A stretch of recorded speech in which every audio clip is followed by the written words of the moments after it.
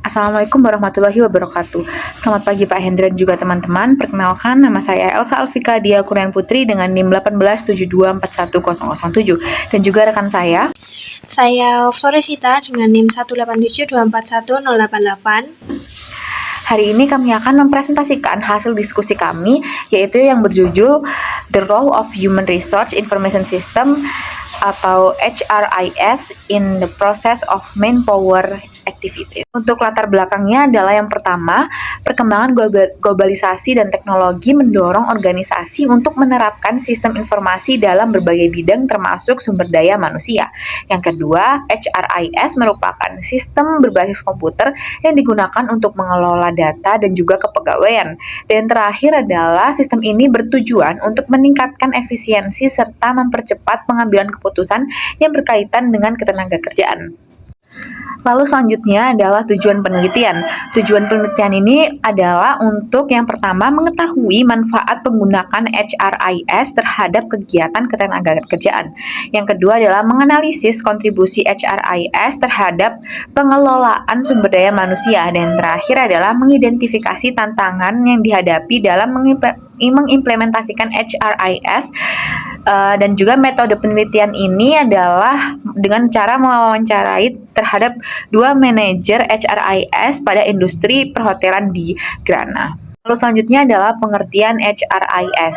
Human Resource Information System atau HRIS adalah sistem komputerisasi yang digunakan untuk mengumpulkan, menyimpan, dan juga mengelola data kepegawaian. HRIS mendukung kegiatan seperti perekrutan, pelatihan, evaluasi kinerja kerja, setelah itu perencanaan tenaga kerjaan, dan juga sistem ini memungkinkan untuk pengelolaan data yang akurat dan cepat dalam pengambilan keputusan.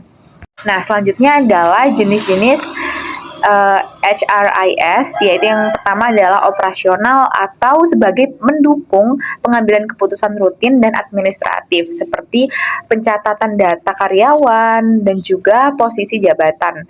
Setelah itu yang kedua adalah taktikal, yaitu membantu pengambilan keputusan terkait perekrutan, pelatihan, kompensasi, dan juga analisis pekerjaan. Yang terakhir adalah strategis, yaitu mendukung perencanaan jangka panjang, pengembangan SDM, dan juga organisasi. Selanjutnya adalah manfaat HRIS. Yang pertama adalah mengidentifikasi posisi kerja yang belum terisi secara akurat. Selanjutnya adalah menganalisis setiap posisi dan jabatan dalam organisasi. Lalu selanjutnya, memberikan informasi mengenai kebutuhan pelatihan karyawan, memilih individu yang tepat untuk pelatihan dalam waktu yang tepat, dan selanjutnya adalah mengevaluasi bagaimana efektivitas program pelatihan, lalu membantu pengambilan keputusan dalam perencanaan kesuksesan jabatan. Kontribusi HRIS itu ada perencanaan suksesi. Yang pertama, mengidentifikasi posisi-posisi kunci dan calon karyawan yang potensial sebagai penerus.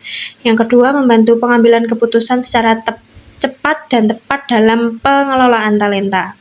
Selanjutnya, manajemen kinerja, termasuk menganalisis keterampilan dan kualifikasi karyawan, lalu memantau keselarasan antara tujuan individu dengan tujuan organisasi, lalu mendukung proses kompensasi berbasis kinerja. Metodologi dan temuan. Yang pertama, penelitian ini menggunakan metode deskriptif dengan pendekatan wawancara.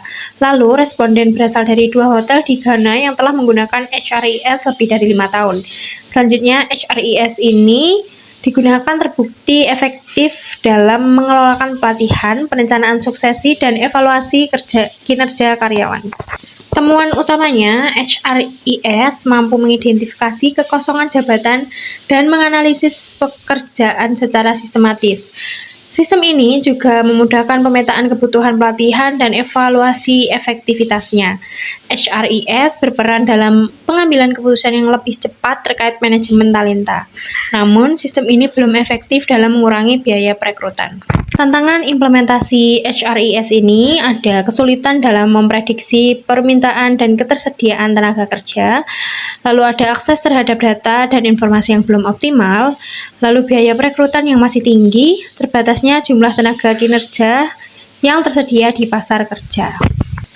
Dapat disimpulkan bahwa HRIS merupakan alat penting dalam proses perencanaan tenaga kerja.